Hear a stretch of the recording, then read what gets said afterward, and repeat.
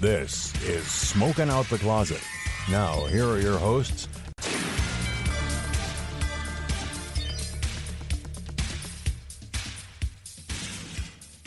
Hey there, Pittsburgh.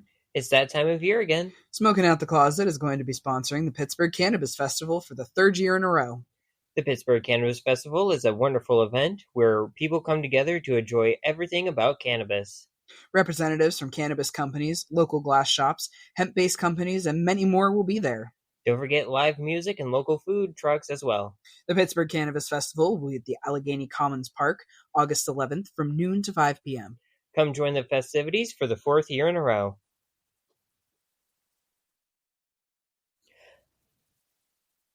Hi, I'm Rayven. I use she, her pronouns. Hi, I'm Asmodeus. I use they, them pronouns. And welcome back to another episode of Smoking Out the Closet. For those of you who are new or just joining us, welcome. We are a queer podcast. Pun intended. That talks about cannabis. The LGBT community. And everything else. Or everything else in between. And beyond, so welcome. It's okay, it happens. Oh gosh, we've been doing this for 2 years. You think I would know how to do our intro properly, but now here we are, second time in a row. I'm screwing it up. But welcome everybody. We are Smoking Out the Closet. Happy Pride Month, Happy everyone. Pride, yeah. At the time of recording, so we waited this time. Usually we record like a week in advance so I can edit stuff. But this time we waited till after we went to one of the days of Pittsburgh Pride this year because we couldn't get a table. Yeah. So we're going to talk about that a little. I think. Do you want to talk about that right after we do the review? Because I got a lot of stuff that I want to talk about the Pittsburgh Pride this year because it was rough. Yeah. Like RUFF rough. Rough. So here, do you want to introduce the weed Yeah, it was my pick this your week. pick. So this is Ghost Lemon Haze, which it says it's a sativa. All of this is very misleading. Mm-hmm. We'll get into that in a moment. But it Who's it by? it is from Matter. Who is their parent company? PharmaCann. Yeah, they're PharmaCann. They're PharmaCann. So this is an eighth from them, and it was testing at 25% THCA, and you got a little bit of CBG in there, 0.659%. And your top terps are myrcene at 0.671. We got pinene at 0.215, limonene at 0.152. I think Nothing beta else. pinene was the other one that was really high too. Yeah, it was 0.103%. Nothing else really crazy. Yeah, it did not feel like a stereotypical sativa at all. And you felt a lot of the myrcene, like the kind of heavy eye-ness. Mm-hmm. I felt a little brain quiety from the limonene, but not a whole lot. No. It didn't last long. No, and that's the thing is, like, that's why I don't like to use the whole sativa indica hybrid method, especially when I'm helping patients in PA, because it literally is botanical terms that got stereotyped. It's more about the cannabinoids and the terps. Yeah. So, I mean, how did it feel grinding? You ground and packed for us this time around. It was okay. There were a few little stems in it. It was a little bit more dense, but it was frosty. Mm-hmm. I did notice when I went to go stir up the pre-ground and the goat grinder, not a lot of the keef fell off. It stuck to the flour. Interesting. That's And whenever I was burning my J, you could watch the resin come around. But that was satisfying. But then it was but for what though? Yeah, there's nothing to it. It's all really. show. Yeah. Well, But it smelled good. and it tasted really good. Yeah. It'd be great for sleep. If I finished one, I would probably fall asleep. It was soapy. Yeah, which I was not expecting, because this is a Ghost Lemon Haze, which I'm assuming is and maybe a Ghost High and then a Lemon Haze, or a Super Lemon Haze and a Ghost High, but you'd think there would be, I don't know, that limonene would come through a little bit more. I don't know where that soap's coming from, unless it's just one of the parents. It could be, but yeah, it was weird. I gave it a 3.5 out of 5. I gave it a 3. I'm if I was recommending this for someone for sleep, really great, decent, because I probably would have fell asleep with finishing a whole joint. But yeah, I didn't.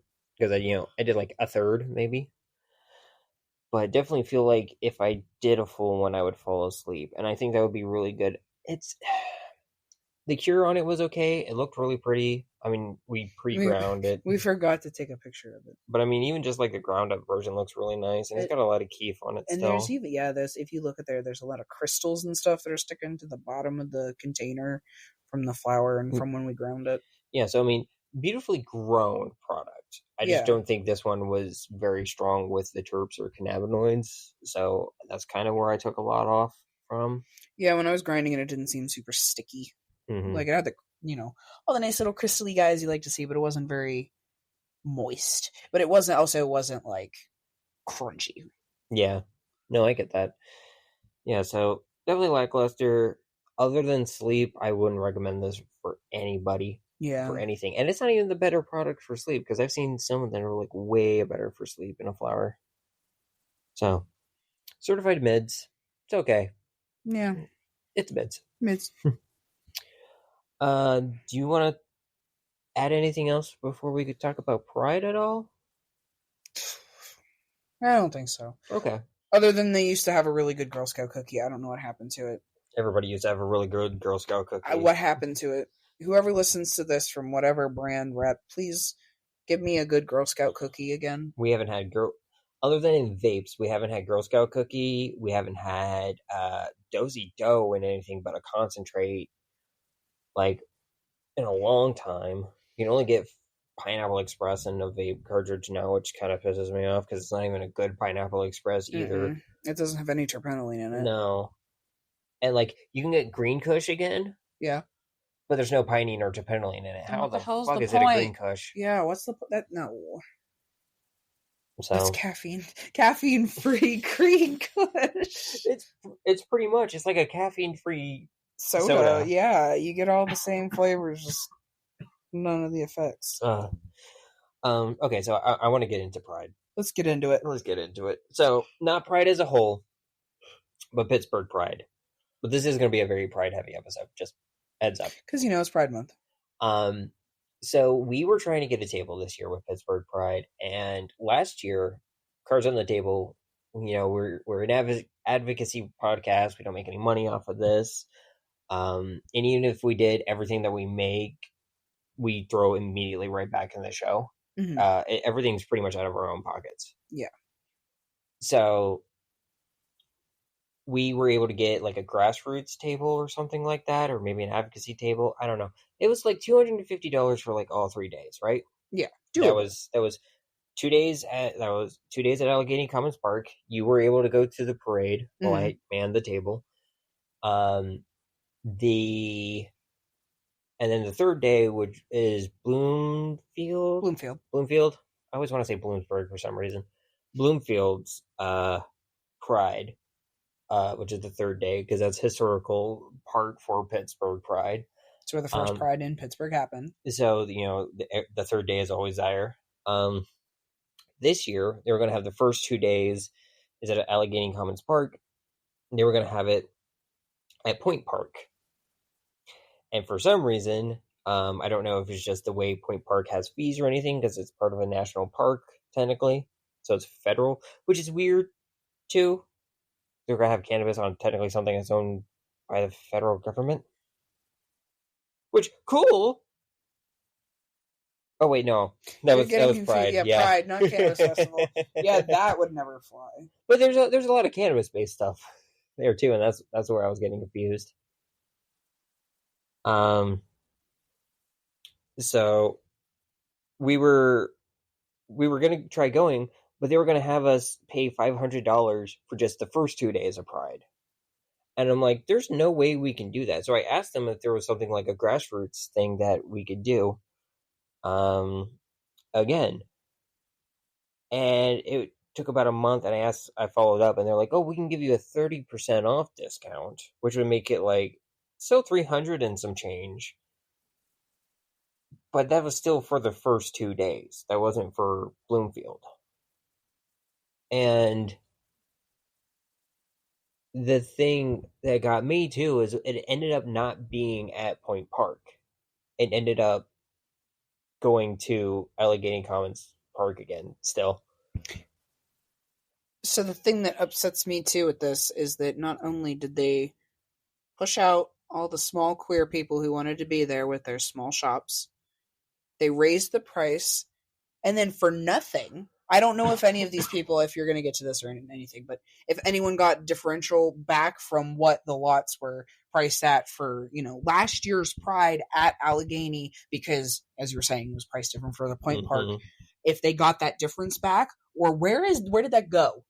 Yeah, because I get having, like, some of the bigger companies pay stuff. Like, I get if, like, cannabis... There was no cannabis companies this year either. Yeah, no, none of them. There was no major corporations either, and I think it's because they were too high for the corporations. But it's fine. I don't mind having not major corporations there. That's why my company I work for didn't go. Yeah. It was too expensive. They're going to a different one in the area because it's less expensive to have a table there. Mm-hmm.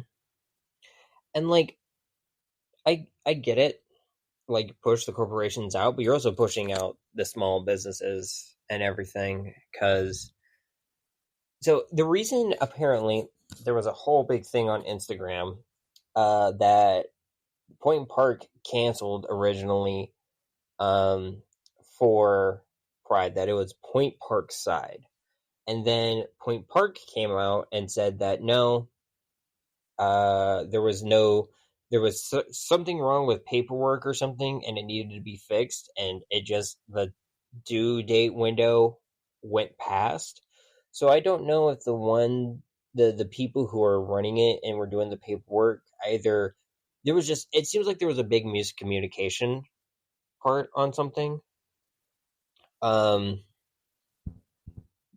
it just definitely feels like either miscommunication or someone wasn't doing what they were supposed to properly. And it kind of screwed up a lot of stuff for this year. Yeah. Now, I'm not saying that, Pittsburgh Pride, we don't adapt, we don't change, we can move stuff around. That's fine. But still, like, there's also the timing on everything, too, which kind of confused me. Because I feel like it was way earlier this year. It was. It was May 31st, June 1st, and June 2nd. And I feel like it was more middle of June last year. Yeah. And that's the thing that got me, too, is how busy this weekend was because of it. Yeah, we had Pride. We had Arts Fest. Kenny Chesney on Saturday, yeah. Which was the same day as the parade. Yes. Was the Pirates game home? I don't remember if the Pirates were home or not, but, like, there was a lot of stuff going on. There was Saturday. Three Rivers Comic-Con. Yes. That was going on downtown. So, yeah, that was also... That's 4 things right there that were all going on this weekend. Yeah. It was poorly timed. It was very poorly timed. Even driving to work this weekend, like Friday, I hated it. It was ridiculous because everybody who was from out of town was driving like maniacs. And that's the thing that I don't get is, like, why not look at other events that are going on? And, like, don't get me wrong, I love Pittsburgh Pride. We're still going to go, even if we just go to the events ourselves and we don't have a table. But this year, it definitely seemed off, and we needed a little more structure and a little more thought. Yeah. These are criticisms that help us grow. Constructive criticism. Yes. And so, I think having it in the middle of the month, of course, it could have been based because, like, Juneteenth is also around the corner, so they were probably trying to work around that, because it was originally supposed to be at Point Park, and Juneteenth is the big event for that day is in Point Park. So maybe they were trying to, like, kind of avoid, like, an overlap there. I get that. But if we're going to do something with Pittsburgh Pride, I feel like you got to make sure it's not overlapping with other events like that either. So they could have had it later this year. I feel like some week after Juneteenth. That would have made more sense, yeah. I feel like it also just it crept up on me. I was like, oh, yay, May, and then I'm like, oh, shit, Pride, all of Pittsburgh Pride, right? And because I was like, oh, yeah, I'll request off for Pride. I thought I had a little more time, and then I was like, oh, well, at least I'll go on Sunday. Yeah. And with the shifting around and everything, I'm kind of glad that we only went to the one on Sunday. Because, like, I liked what was going on Sunday. Like, I love going to Bloomfield, and like, I have this really nice, really cool image of Pride at Allegheny Commons Park last year. Mm-hmm. And since things shifted around last minute, I didn't want to mess with that memory. Yeah. I was like, because the Cannabis Festival last year that was there was kind of like, there was a lot of shifting around. There was a lot of things that were moving parts last year at the last minute. Mm-hmm. And it wasn't quite what it was the year before. And I felt like that might have happened with Pride there this year. Honestly, I thought it ended up better though. Like, it was a lot of frustration with the Cannabis Festival for a lot of people, including us, because of everything being like later. But I feel like it was a bigger event still than the year before. Like, it's still growing, and Pittsburgh Pride is still growing too, because it used to be a corporate run thing, and now it's more of the community is running it kind of thing. And so, hopefully, just like Cannabis Festival is getting better with this year, and they're already doing stuff and getting everything ready. Like, they announced it April, like 4/20, they announced it. Yeah. Instead of like July announcing it. Yeah. So I feel like hopefully next year's Pride is going to be even better, kind of in the same vein. You know what I mean? Yeah. And if anybody listening to this is in the Pittsburgh area and you're looking to, volunteer or organize next year's Pride, like, this Pride's over with, so they're probably already planning for next year. Yeah, they're probably already hopefully. Looking for people, hopefully. Like, I would definitely, if this is something you're interested in, like, that way we can have a better Pride next year. Make sure it's, the best it can be. Yeah, because it was definitely like hectic and crazy, and honestly needs to be structured with the vendor tables a little better, in my opinion. Yeah. So it's kind of sad in Bloomfield. There were a lot of empty spots. There were. We went at it was like what, 3? 4? We got there like around 1:30, 2 o'clock. No, we didn't. Oh no, we left around then. Yeah, it didn't start until 2. Yeah, and I thought we got there like 3:34 o'clock. Yeah, that's when we got there. Because we took the bus out. Mm-hmm. But even then, a couple hours in, you'd think there would be lots of people there. The vendors would be in full swing. People, selling a bunch of stuff because it's the last day, and it's just yeah. And there was a lot of the year before, there was a lot of those little alleys and offshoot things. Roads that had vendors and stuff. And there was the testing site was back on the one little alleyway. Yeah, that was it. Yeah. It was very empty almost. And it sucks because, we have so many great local, queer-owned businesses and, queer-owned online suppliers and everything. And don't get me wrong, I saw some new faces and everything, this one group from Ohio, Punk Rock Saves Lives or something like that. Oh my god, I love them. That, they sell Narcan and, fentanyl testing and, a bunch of other stuff. I think they also sold, bandages and stuff. It was really cool. Oh, no, it was what they weren't selling. It was all, giving it away. They were giving it away. They were giving it away, and they were selling it was a donation, recommended donation for patches and things. I was like, I just want to throw you guys money because this shit's important, and everybody I feel like should carry Narcan or know where it is wherever you work. Every building should have it. And there was still some very cool queer stuff, but I feel like half to a third, either a third to a half of the tables there was here's a local treasurer for Pittsburgh. Here's NPR electricity. Here's Duquesne Light. Here's Duquesne Light. Here's Sheets. And was Xfinity there? I didn't see that. No, Xfinity wasn't there this year, which thank freaking Jesus, Lord. Yeah. Oh my god. Xfinity's not that cool with or stuff. Whatever that place was that's always trying to give you a vacation. Oh yeah, that scam That I was thing. like, oh hey, gift card, and then they're like, oh yeah, all your information for this trip, and I'm like, no. Yeah, no, they have a freaking scam table there, and then I was like, yeah, no, I'm a disabled vet. I can get us I bet you anything, I can get a third of the price of whatever you're trying to offer. They didn't really know what to say. They were like, oh yeah, thank you for your service. Yeah, and I was like, no. Yeah. But I'm glad that Central Outreach was there, and they had 2 buses that were doing testing and stuff. But I feel bad because oh yeah, you can get this stuff after you had a test, and I'm like, well, you can't get any information or bracelets or stuff like that. They're no, you have to take a test. I'm like, I literally took a test with Allies 2 days before Pride. Yeah, Like the first day of Pride. I'm up The to date. 31st. Six months ago. Within 6 months, I got tested last. Mm-hmm. All my racing partners have gotten tested recently, and or are getting tested again. Mm-hmm. Or I would have, but yeah, Mm-hmm. no, I did. The swabs are unpleasant. Yeah, I don't want to do them too much. Mind people stabbing me with needles. Mm-hmm. That's fine, because I'm going to go donate plasma with those. With the Punk Rock Saves Lives, I'm going to go donate plasma with them. But like swabbing your tonsils and stuff, like yeah, your bone hole. Mm-hmm. I'm good. Like I'll do it once a year. Yep. Once a year. Mm-hmm.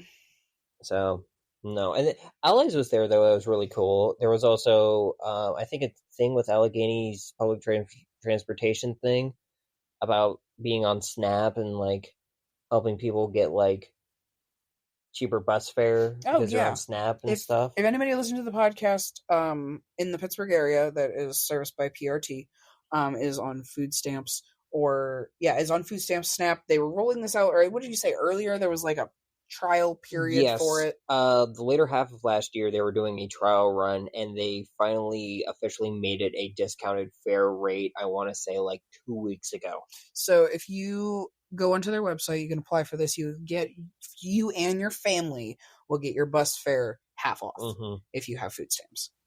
Which is really cool. I realize great that they do that. If you think about it, a 3-hour ticket is $2.50. So that would end up being It's $275. $275. Yeah, so it's like I don't think it was $250 because two of them is $550. Yep. But that year pass, that's really expensive for the year. But you get discounted. You get that discounted half off. That is a third of the price that you would pay for gas for like commute. Well, think about it this way: I get a weekly pass because I take the bus to work and everything, and that's $25 for a week. That's still cheaper than what I'm paying for gas in my car. Yeah, so if you get Snap, a weekly pass is like what, 14? No, wait, I get math. $17.50. Yeah. So everybody go take advantage of it. Yeah. I got posters. They have, I have the little QR code. That'd be cool just to like post it and put it out for them. But we saw a lot of cool like little LGBT businesses and stuff though. That was really cool. And a couple of people from last year's Cannabis Festival were at Pride too, selling some of the stuff. Shout out to the Hempco. We saw you guys there. Shout out to our affiliate program, the Hempco. Yeah. They were really cool. Had a couple of questions for us. We also ran into, speaking of cannabis and Pride, we ran into some legacy market shit. Yeah, this is interesting. Do you have the bag up here? I do have the bag up here. Okay. So first of all, it looks like a fucking Steelers jersey. And it's from, was it Gay Weed 412? Yeah. This one's Zaza's RS 412, but it was at Gay Weed 412. They had created like a Pride themed page for their event that day for their shirts and stuff. But it does go back to these guys are trying to like start their own legacy market, I guess, business. I guess, yeah. I had a couple of questions for them. Okay, so, I was intrigued because of the t-shirt, and you said this guy's shirt. I said, ask me about free, and I was like, okay, wait, because everybody had free shirts, right? Yeah. I had my free kisses, hugs, and high fives, and so did my partner. And then there were a bunch of people with other free hug shirts and things, and I was like, what does this shirt say? I said, it says weed. I said, Rayven. Rayven. I'm curious. And you're like, well. Talk to him, yeah. And so my thing was, okay, so harm reduction moment here, y'all. We did talk to them. They were saying it was unregulated.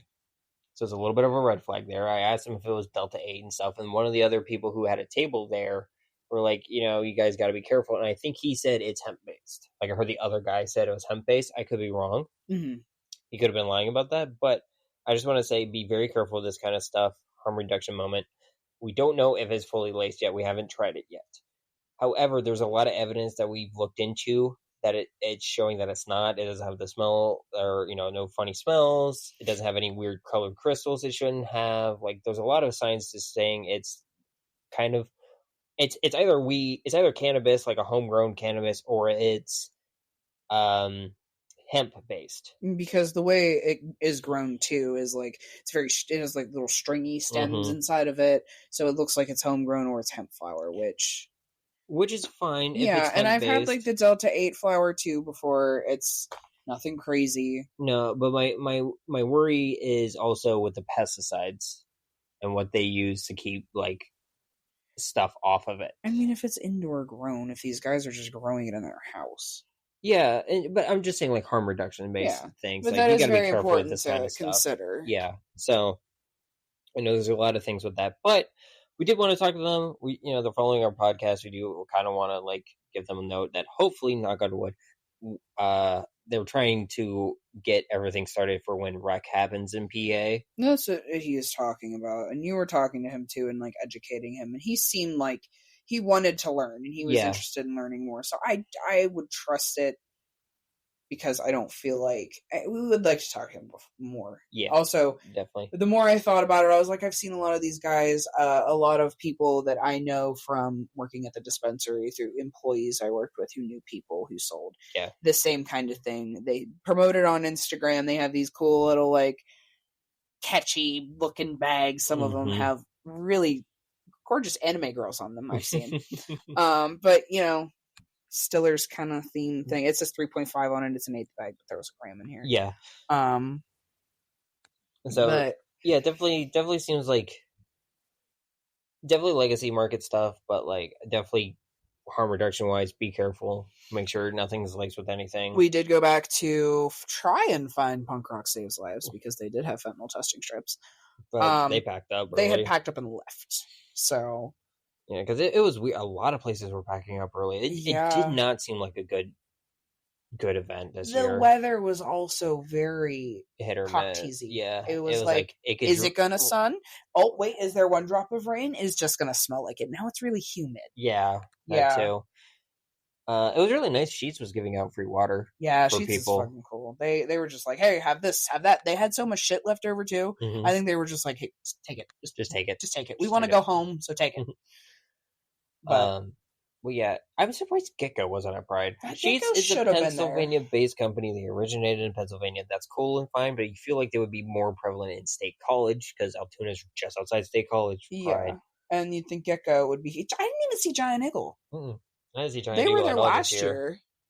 Maybe a lot of companies also only do the first 2 days. That's fair, yeah. Because it is bigger, it's a wider area. A lot more people. A lot more people. There's not as many spaces for the third day. But so yeah, it's just I don't know. Hopefully next year's will be better. Because like we didn't even see your favorite guy this year either. The one that's going around that sells shots. Oh yeah, my shot friend. I didn't see them this year because we were buddies last year. Every time I would see them, I would buy a shot. Also, can I just say this is a big thing that like. Yes, minors are allowed to go to Pride. We saw one who was like a little overwhelmed. It was their first Pride, which my heart went out to them. Yeah. But it was like I'm glad that they felt comfortable enough to come with their mom. I think. Yeah. But there was one stand and everything where I'm like, guys, you gotta make sure that like this is kind of more like in the back that like kids don't go because they were like selling like lollipops that were shaped like things. Yeah, and they were. Size accurate. Right out in the open. Yep. But they did say like, hey, 18 plus to purchase anything. Yeah, I have to show ID, but yeah, also like they should have maybe had like a front thing that like I don't know, like a screen or like a bead veil. I don't know, something. Yeah. Yeah. No, that should have been a little more concealed. Yeah. Like, the back part of Spencer's. Yeah, that's the same kind of lollipops you find there. So, a lot more detailed. Yeah. They were interesting. Yeah, but it was also like there were some people who were like outside of the event. Like we went and grabbed food at like a grocery store that's really close to it, and it's like cooled down a little bit. Yeah, and there was like I heard a couple of people were like, they shouldn't be selling liquor because liquor is just going to make everybody rowdy. And I'm like, it's Pride, the most rowdy part of it was inside this local bar that was also on the main strip. I'm pretty sure there was a burlesque show going on. There was 1,000% a burlesque performance going on in there. Because I almost went in. I was like, I don't know how much the door fee is, but oh my goodness. These ladies. That looked crowded as hell. Too crowded, but there's a reason. Yeah, and so, like, there's some good parts, there's some bad parts, some parts to improve, but I feel like another successful Pride. This year's been kind of wonky, I feel like, with everything going on and all the stuff that, like all the hate that exploded last year, especially with Pride, that I feel like some places out in the rest of the country, at least, are kind of holding back a little. And I feel like maybe that's part of the reason why not a lot of people, like tables and stuff, also went like this year. Like, at least the Bloomfield part was a little smaller. Yeah. It felt like. So, also, a little critique on this one, actually, because a lot of people were actually not going to Pride at all this year because of some of the people they had doing performances originally. I don't know if she ended up being there, but super problematic lesbian performer JoJo Siwa was slated to perform at Pittsburgh Pride this year. Yeah. And for those of you who don't know what's problematic about JoJo Siwa, there's a lot. She defends a racist person. She's very abusive to some of the dancers and performers she's worked with. She also says she doesn't like to label herself lesbian because it's toxic. And what the fuck does that mean? Yeah, I don't know. But also, she's just super fucking annoying, and we don't. Also, nobody wants JoJo Siwa. Was it you and my partner that were talking about the thing that I like is that they're boycotting her and not the fact, like her and what she backs, and not just the fact that she's a lesbian or like is sapphic, right? Yes, it's which is a good step. It's critiquing the person because of their actions, not because of who they are as a person. Because easily 10 years ago, this could have been. Oh, 1,000%. She's sapphic. 1,000%. Yeah. So, it's growth. It is growth. But yeah, definitely needs to be better, definitely be run better. But before we go on the break, I do want to add, we got a surprise visit at Pittsburgh Pride this year. The First Lady came. Jill Biden visited Pittsburgh Pride this year, which, interesting. Yeah. Just random. Wasn't even, like, told or anything. She was like, hey, First Lady's here. And I'm like, they would have had to know, like, probably, like, the day of, because the White House probably would have called, and Secret Service would have had to be there. Yeah. So, like, yes, it's not the president, but still, it's the First Lady. That's pretty cool. So, I also feel like we didn't have the sports teams marching with us this year. I didn't hear anything about that this year. Last year was a big to-do. Yeah. With, like, the mascots, John Fetterman, John Shapiro, which I think John Shapiro was still there, but it wasn't, like, a thing to do like it was last year. It wasn't on the website. It wasn't spread on their Instagram or anything. Yeah. You mean Josh Shapiro? Did I say John Shapiro? You did. I meant Josh Shapiro. You said John Fetterman and John Shapiro. Josh, do you have a brother named John? I doubt he listens to this podcast. Probably not. All right, is there anything you want to add before we go on break? Nah. All right. We'll be back after a quick message from our sponsors. Or affiliate programs, whatever you want to call them. Whatever, we'll be back.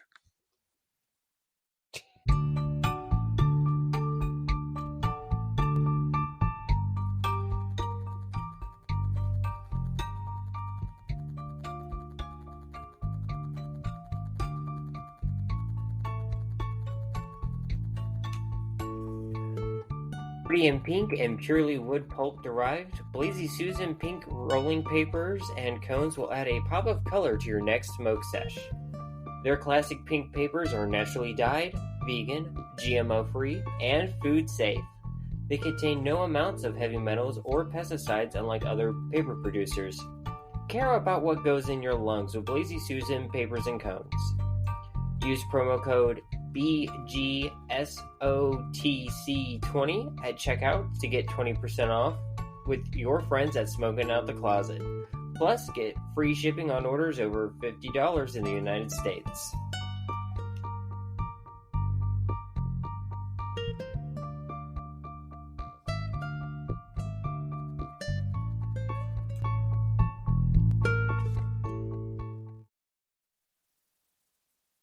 And we are back. I think you got the next topic, right? I do. So, there is a boycott going on. This was posted 5 days ago on r/PA medical marijuana, and you had talked to me briefly about this. You're like, hey, this is something you can look into because I like looking into boycotts and things. Oh yeah. As a union guy, and we're union guys. We're union guys. Instead of Costco guys. I'm sorry, I had to. We're union guys. Anyway, carry on. I'm sorry. Okay. Anywho, so there's a boycott going on GTI dispensaries and products. First of all these products are Green Thumbs, the Rise dispensaries, Good Green, Rhythm, and Shine, Dog Walkers, Incredibles, Edibles, I guess is they have a play on edible. Incredible edibles. Pretty much. Dr. Solomon and Bebo. Green Thumb Industries, or GTI, removed a critical section of Illinois' House Bill 2911 that would allow medical patients to access their tax discount at all dispensaries, not just the 55 stores run by MSOs, or multi-state operators. This change would force medical patients to travel further or pay a premium at the nearest store. It also means that social equity dispensaries still wouldn't be able to serve medical patients. Cannabis advocates in Illinois are calling for a boycott on all GTI dispensaries and products. You can follow at Canon Equality Illinois on Instagram for updates. I think it's more important for everybody right now, especially because this is ridiculous. Nobody else has been like worried about any of the tax on the medical patients because this is medication. Like, not even True Leave has been as shitty as True Leave is. Even True Leave has not done some shit like this. Have you read any of the comments that were on that Reddit yeah, post? there were some because I might need you to like marine it for me. Like, can you like dumb it down a little bit? Like, what exactly do they mean like with the taxes? So let's see here. This person briefly lived in Illinois, not long enough to get their med card, but short enough to have barely used it, and apparently it sucks out there. They lived summer of 2020 to 2021 there. The prices are expensive, not as much as they were during the pandemic. $90 for a half gram for recreational. I'm assuming that's a cartridge. Yeah, I would hope that's $60 to $65 med was the going rate for Cresco carts then. Okay, yeah, Cresco cartridges. There was far better selection, but still quite as bad. PA, believe it or not, is almost always cheaper. Or their weed? Yeah, our pot. So our, I guess, being PA. Illinois. Or ours. To the point where I always stock up when visiting my boyfriend at the time from Philly. As for the price, you're getting the good stuff. The sticky, frosty, they're talking about, more expensive stuff. But so wait, is GTI pushing to remove the... Are they pushing to either... So medical patients get taxed, or are they actually just They're trying to... So the part of House Bill 2911 that they removed would basically put the tax back onto medical patients. So they would pay the same rate as rec, essentially. Okay. But not just the 55 stores that are run by MSOs, they're for all dispensaries. Okay, so GTI is trying to push for that removal. Or they did push that removal. Like they lobbied for it. Yeah, they're lobbying for it. Okay. It's I wish I could find the article. I don't see if anybody has linked anything. This is the first thing I had found on it. There's a lot of people just being like, "Oh, just be thankful that you have any fucking med shit." Okay, let's get okay. Can I talk about that? Can I do a little side tangent? Yeah. Where you're trying to dig a little deeper on it? Yeah. The fact that people are saying be thankful you have any medical shit is so fucking annoying because, yes, it's nice to be able to have access to it in any regard, medical or recreational. But here's the thing, right? It's just like it's nice that it's going Schedule 3 federally, but doesn't mean it's the end-all be-all. We need to do better. We need to continue moving forward. Where they're at right now in Illinois should not be stagnant. Where we are here in PA should not be stagnant, and we should still improve and make the program better here in Pennsylvania. Even if we're at a decent point, we're okay. We still have pretty decent weed. We still need to continue to make it better. There's a lot of things we could be doing better that we're not. And we need to keep going forward. And that's the thing that irks me with that kind of crap. It's like, oh, be thankful you got it. Not like here, like insert state like Texas, where we really don't have medical products. But also, it's really weird to know that like it's cheaper here and better quality than Illinois, considering a lot of the MSO's headquarters are in Illinois. That is so weird, because every time I hear about weed from Illinois, it was mostly from like Weed and Grub, from like Mike Glazer, because he would visit his family who were from the Midwest, and he says it's not like he never had anything negative to say about Illinois weed. So I'm very, very confused. But this was also 2020, so a lot of the stuff they were reviewing were like 2021, 2022, 2023 weed. So it could have improved. Okay, here we go. I found an article from mjbizdaily.com. This was updated May 30th. Illinois medical marijuana expansion. Hemp regulations hit a roadblock. The Illinois lawmakers ended the legislative session on Wednesday without addressing medical marijuana expansion or regulation for hemp products. According to the Chicago Tribune, MMJ advocates blamed Illinois-based multi-state operator Green Thumb Industries, or GTI, for sinking an omnibus bill that would have allowed every dispensary beyond the 55 original MMJ retailers to serve patients without levying a retail tax. Other stipulations under the proposal included allowing curbside pickup and drive-thrus, permitting online doctor exams, reducing barriers for those with criminal records to work in the industry, and repealing certain cultivator and craft grower taxes. Okay. Some good parts with that bill, but a lot of bad parts with it. Also, we should not be mixing medical products with hemp. That just sounds like they're going to try to dilute their shit with hemp. Or is where are you gleaming this from? The top, and then the regulations for hemp products. They just lumped in all the laws. Okay. So there's like the marijuana side, and then there's like regulation for like Delta 8 shit. Yes, all of this was going through at the same time. Okay. I'm sorry if that did not come across correctly. It's all good. They're already their headline. Yeah, but it was also that first paragraph. Yeah, that's where it got me. Ended legislation. Okay, yeah. So, was the Illinois ended legislative session on Wednesday without addressing medical marijuana expansion or regulation for hemp products. Okay. So it's two separate bills then. Yes. Okay. But the one that we're worried about right now is the one that GTI was sinking for the tax. Yeah. The Cannabis Equality Coalition of Illinois blamed GTI for lobbying against the MJ expansion and calls for a boycott of the company's products and its Rise stores. Would you please stop trying to get me to sign up for your fucking newsletter? That's the third pop-up. GTI responded with a statement highlighting its support for patients' access and criticizing the final language in the bill. Quote, that was neither operationally viable nor comprehensive enough for what Illinois patients deserve, such as requiring patient lanes or offering deliverability services, the Tribune reported. Sure. They're highlighting the good part, like having delivery services. Sure. If a person's like homebound or say they're sick, sure, why not deliver it? Fine, fuck it, I don't care. Have drive-thrus. Sure, we have drive-thrus here at PA.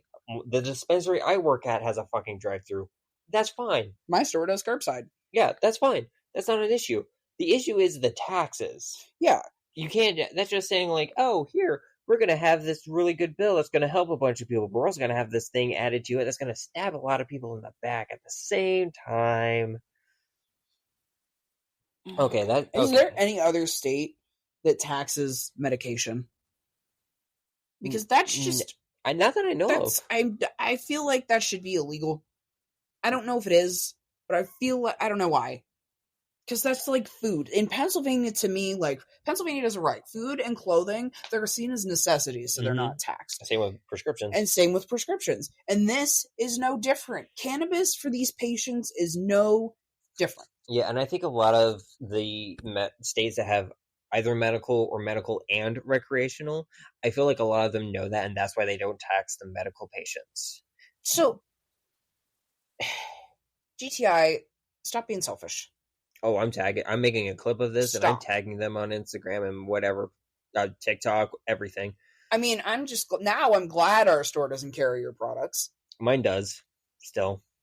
It sucks because you had some good flour too. Mm-hmm. You did. And concentrates. Yep. And vape cartridges and with lotion, anshines. topicals. And, Yeah. You know. No, that sucks because that means I can't get my Dr. I'm going to have to go to the OREM patches, which honestly work better. The Cresco lotion, so good whenever you can get a hold of it. The OREM lotion's really nice too. OREM's been doing some really good stuff with their topicals. No, I'm talking about the patch. No, I know what you're talking about. Though. I'm saying their lotion's been good. But yeah, I'd rather the patch.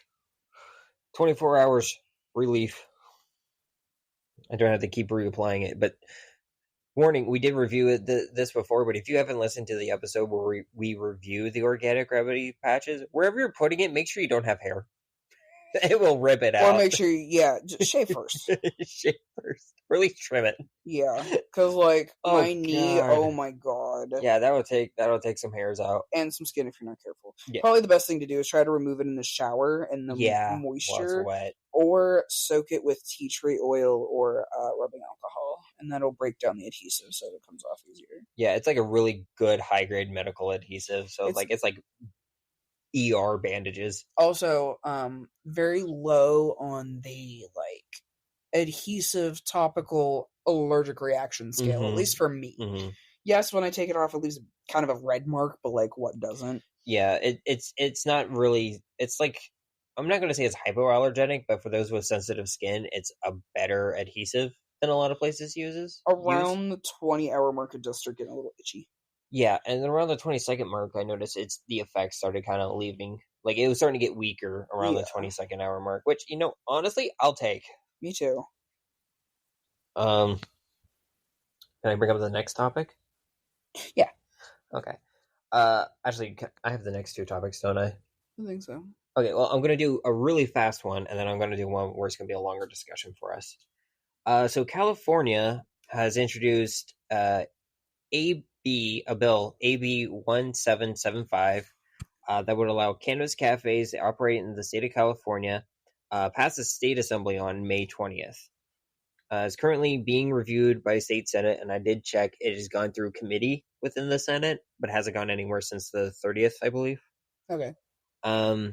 The bill would allow people to consume cannabis and be able to be served infused drinks and food, as well as non-cannabis infused drink and food. So you can sit there.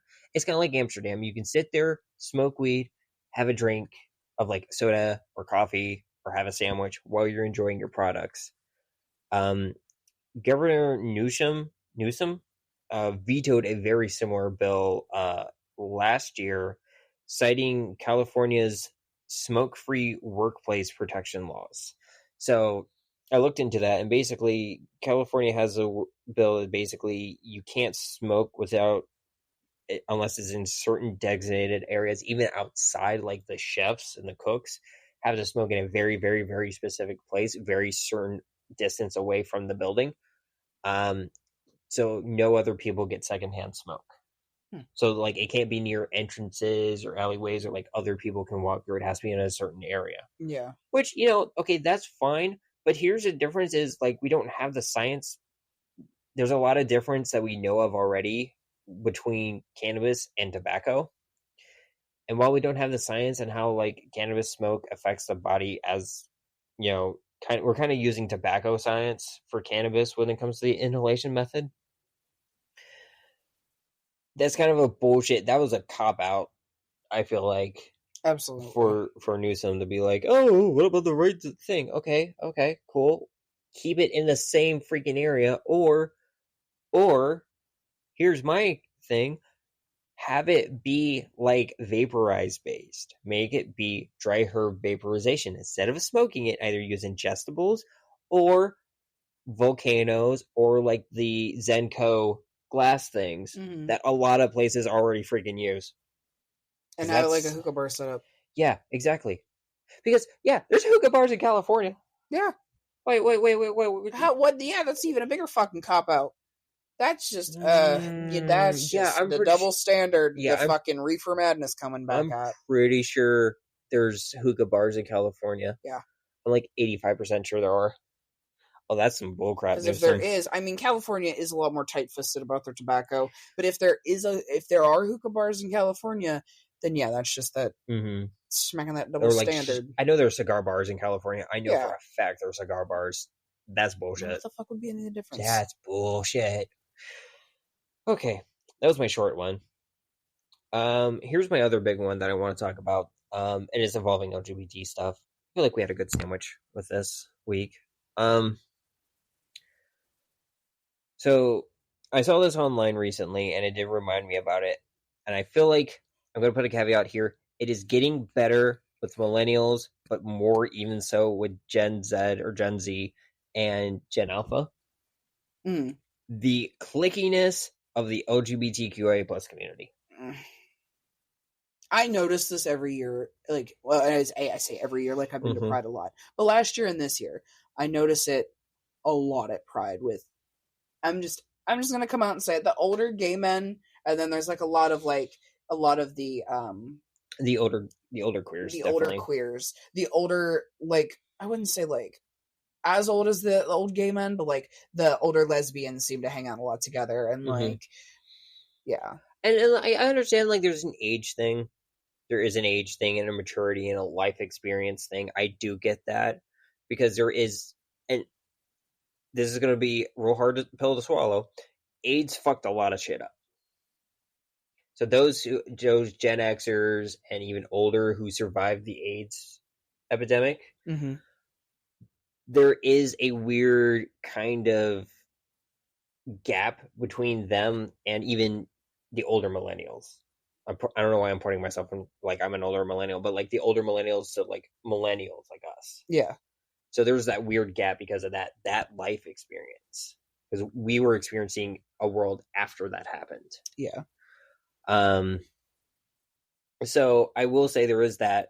And also, AIDS made a lot of issues for us. Like the whole, you have to either be a twink or a bear, because that way you can visually see, which was bullshit pseudoscience, but like you could visually see that, you know, this person was healthy and didn't have AIDS, and that was bullshit.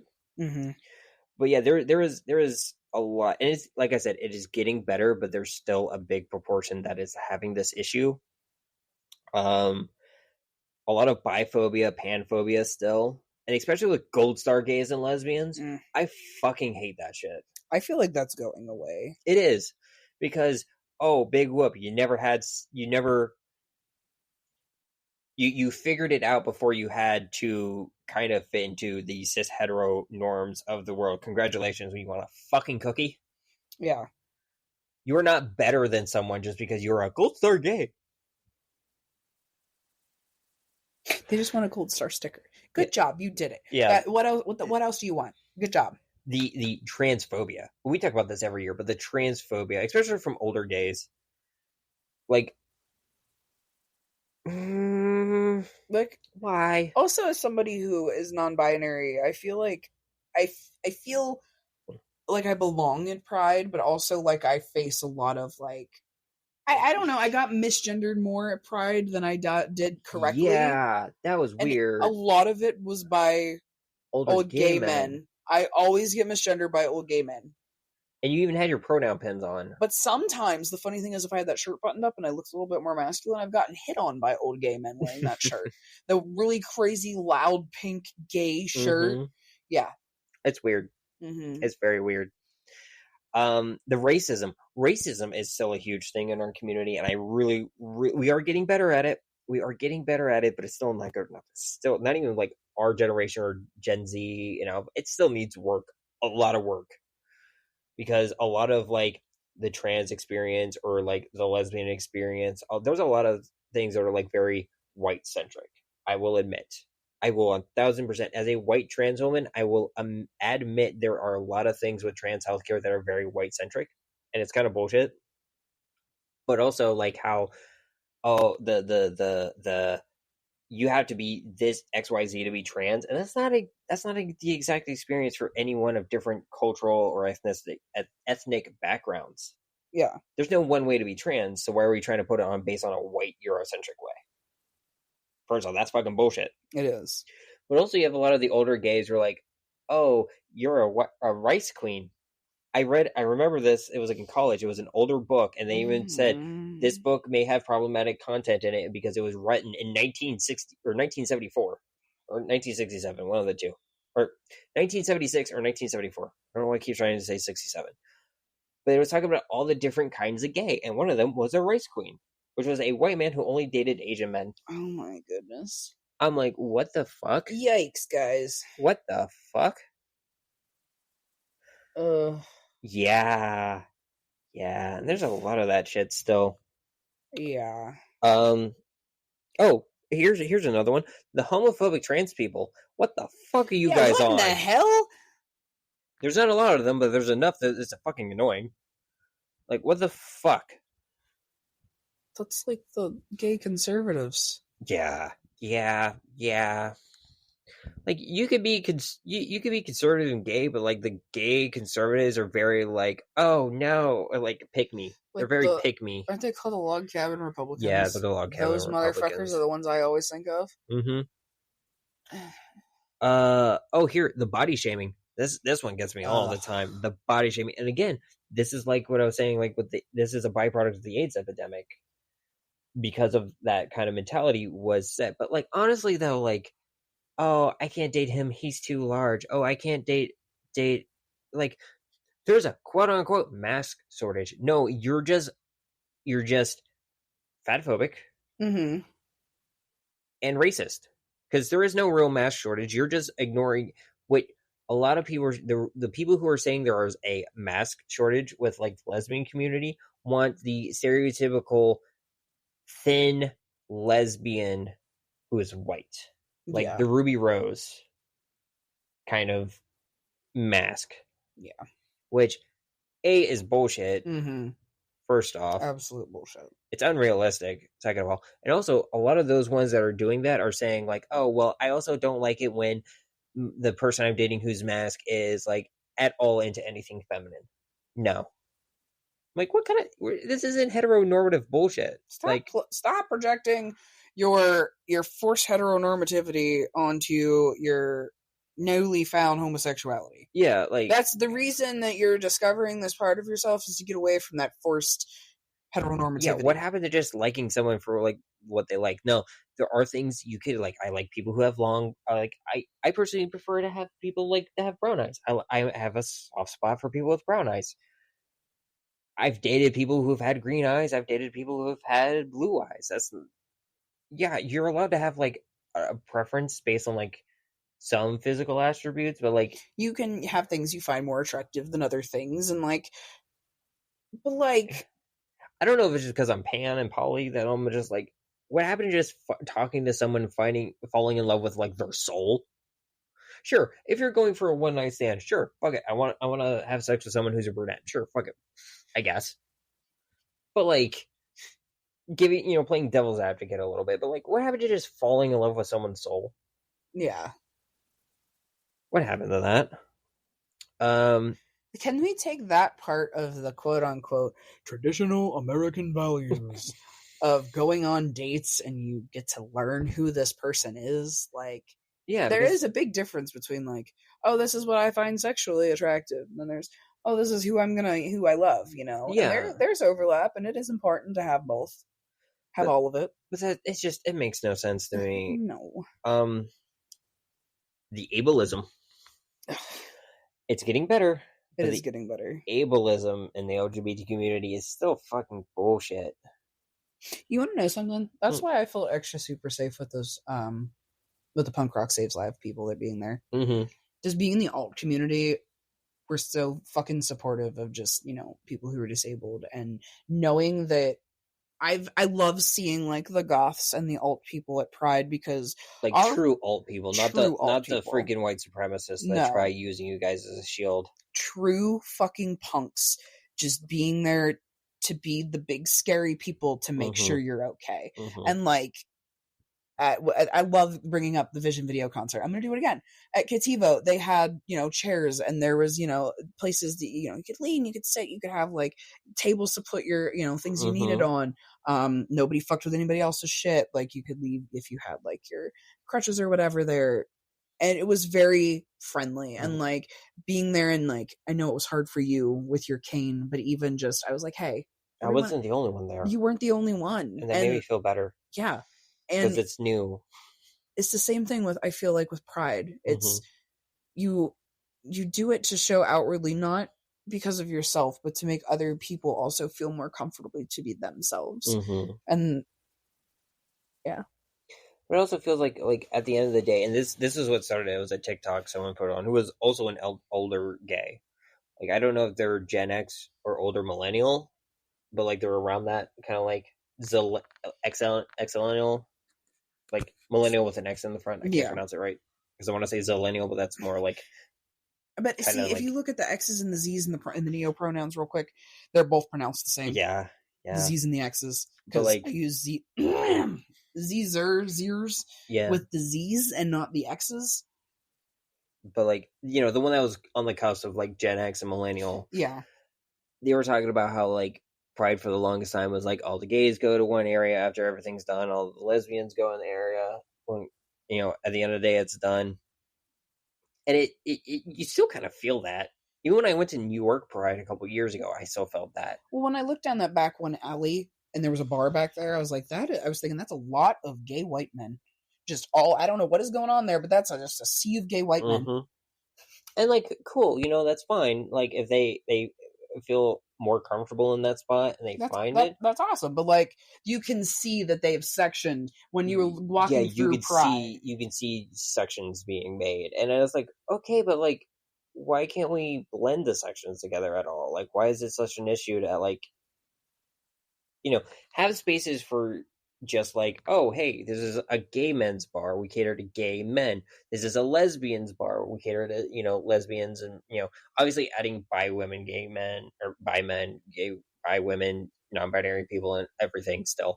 But, like, very quote unquote, like, okay, here's a section, this is the kind of bar we cater to, just like, oh, this is a jazz club, we cater to people who like jazz. We cater to people who like men and non-women, kind of thing. Cool, still have those spaces, but, like, why don't we there's and this is why I like some of the parts of Pittsburgh. It's, oh, hey, this is a queer bar, we cater to people who are part of the LGBTQIA plus community. We don't care how you identify, this is an area. So there's a lot of queer owned coffee shops and cafes. It's like, look, as long as you're cool, we're we cater more towards queer folks, but if you're cool and not going to be an asshole, we're still going to serve you. Like, I think maybe it's the doe-eyed, I'm still young kind of gay, but, like, I still think that should be a thing. Like, we can have both, but, like, we should still have a lot more of the blended spaces. Especially, I feel like, during Pride.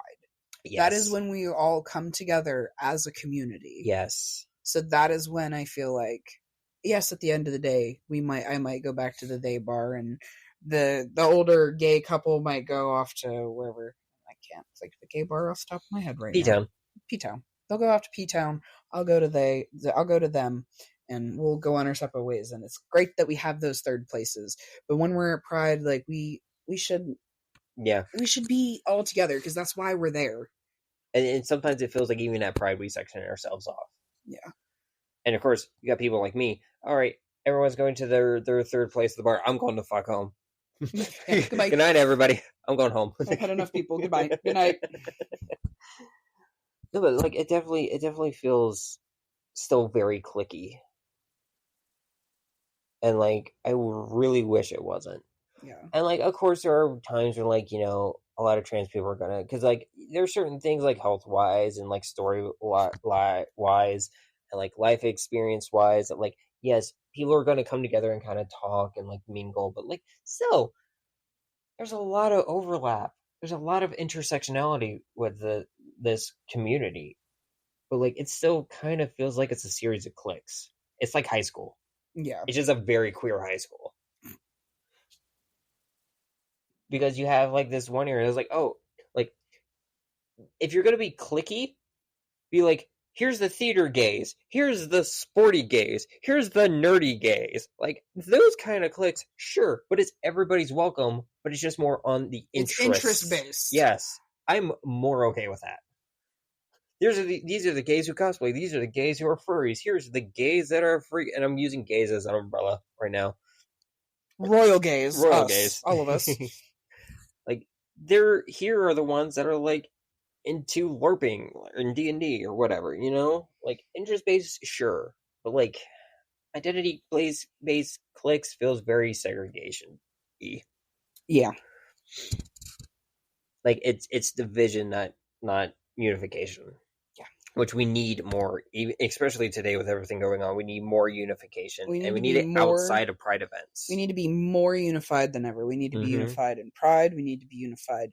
We need to have unions in the workplace. We need to, we need to fucking come together, because at the end of the day, all we have is ourselves. We need to surround ourselves with like-minded people, because there are becoming more of us and fewer of them. And so we need to stick together now more than ever.